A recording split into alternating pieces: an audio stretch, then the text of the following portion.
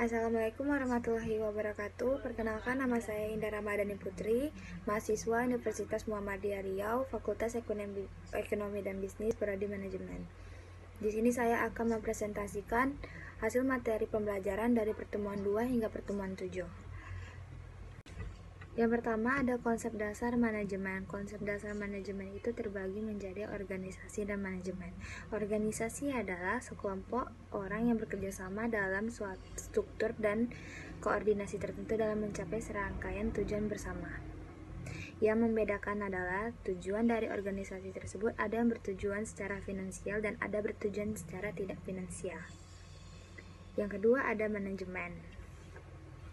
Manajemen adalah sebuah proses yang dilakukan untuk mewujudkan tujuan organisasi melalui rangkaian kegiatan berupa perencanaan, pengorganisasian, pengarah, dan pengendalian orang-orang serta sumber daya organisasi lainnya. Seni atau proses dalam penyelesaian suatu terkait dengan pencapaian tujuan. Sumber daya organisasi dibagi menjadi 5, yaitu sumber daya manusia, sumber daya fisik, sumber daya informasi, dan sumber daya keuangan, serta sumber daya alam. Manajemen itu dibutuhkan karena untuk mencapai tujuan organisasi, untuk menjaga keseimbangan di antara tujuan-tujuan yang saling bertentangan, untuk mencapai efisien dan efektivitas. Fungsi-fungsi manajemen dibagi menjadi 4, yaitu perencanaan, pengorganisasian, pengimplementasian, dan pengendalian. Perencanaan adalah proses yang menyangkut upaya yang dilakukan untuk mengantisipasi kecenderungan di masa yang akan datang dan penentuan strategi yang tepat untuk mewujudkan target dan tujuan organisasi. Fungsi perencanaan adalah menetapkan tujuan dan target bisnis. Yang kedua, merumuskan strategi untuk mencapai tujuan dan target.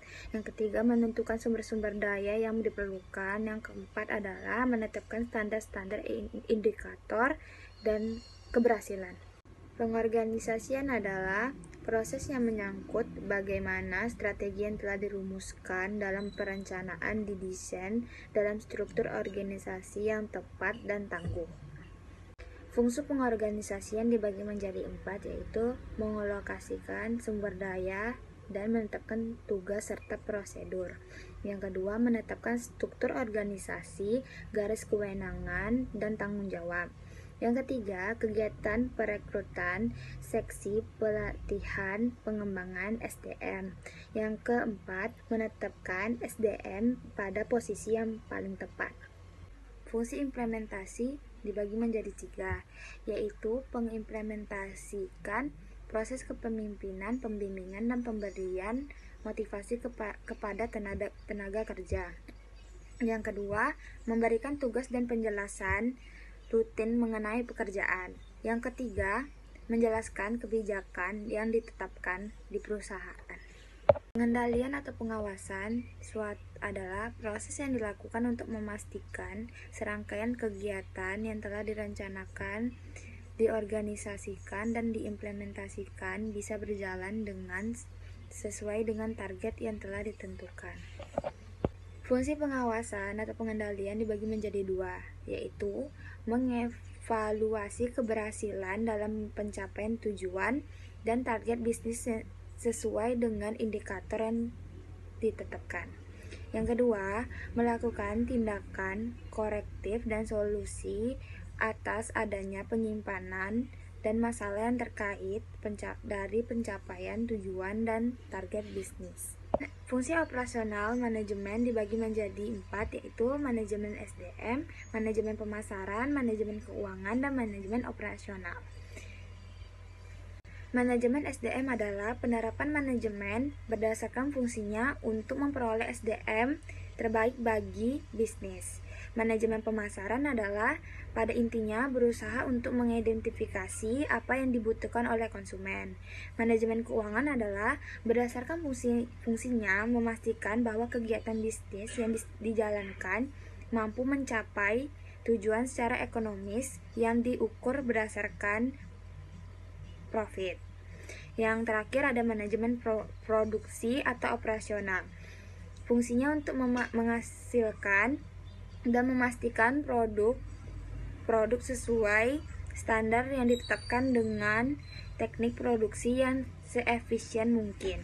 Selanjutnya ada manajer dalam kegiatan manajemen. Dalam kegiatan ini kita harus mengetahui sejarah ilmu manajemen. Sejarah ilmu manajemen yaitu peninggalan fisik sebagai ciri adanya implementasi ilmu manajemen seperti piramida di Mesir, bangunan Ka'bah di Mekah, tembok Cina, dan lain sebagainya. Peninggalan fisik tersebut menggambarkan adanya aktivitas yang teratur dan bertahap di masa lalu. Saat ini dinamakan manajemen. Pada tahun 1771 sampai 1858, Robert Owen mengatakan perlunya SDM dan kesejahteraan pekerjaan dalam sebuah organisasi.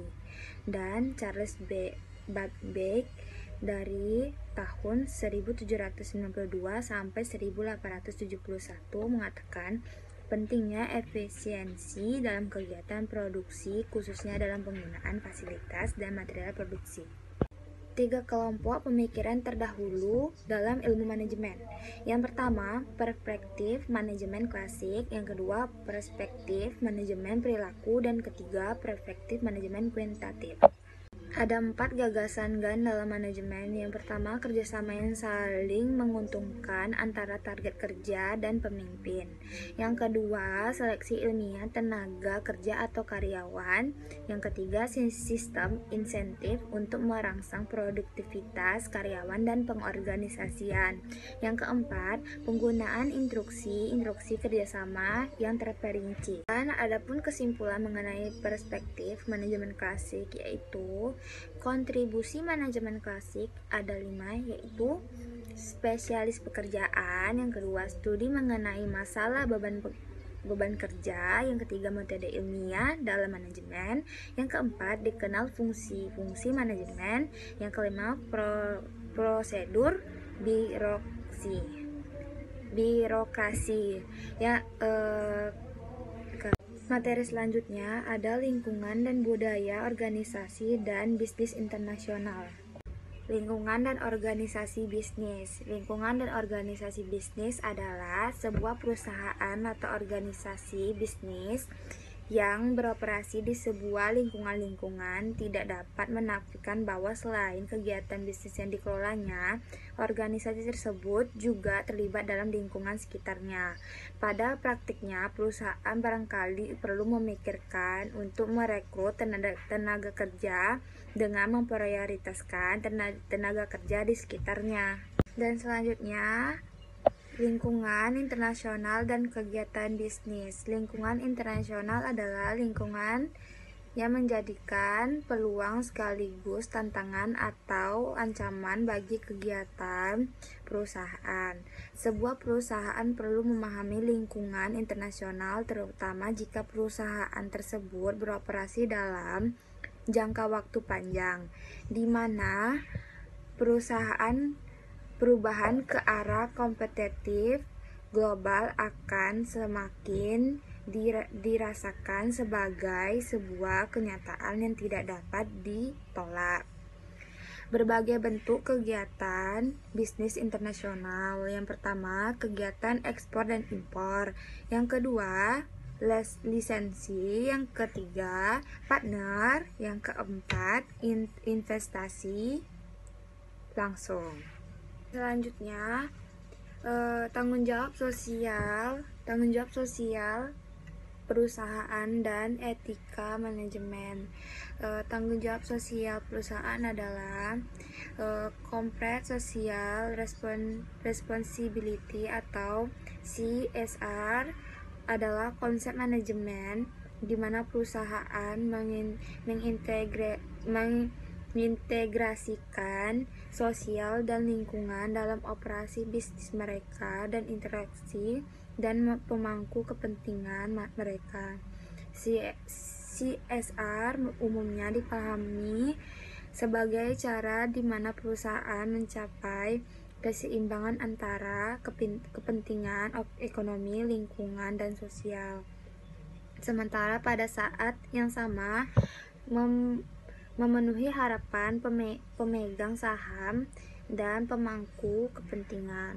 Dalam pengertian ini, penting untuk membedakan antara CSR yang dapat berupa konsep manajemen bisnis strategis dan amal, sponsorship, dan filantropi. Selanjutnya ada etika manajemen. Pengertian etika adalah suatu ilmu yang membahas tentang arti baik dan buruk, benar dan salah. Kemudian manusia menggunakan akal dan hati nurani untuk mencapai tujuan hidup yang baik dan benar sesuai dengan tujuan yang dikehendaki. Jadi manusia dapat melakukan apa saja yang dikehendaki, yang dianggap baik dan benar, meskipun hati nurani menolak yang tidak terpenting tujuannya dapat tercapai. Dan selanjutnya, tujuan etika manajemen. Tujuan untuk mempelajari etika manajemen adalah untuk menciptakan nilai moral yang baik yang dapat diterapkan dalam organisasi dan perusahaan.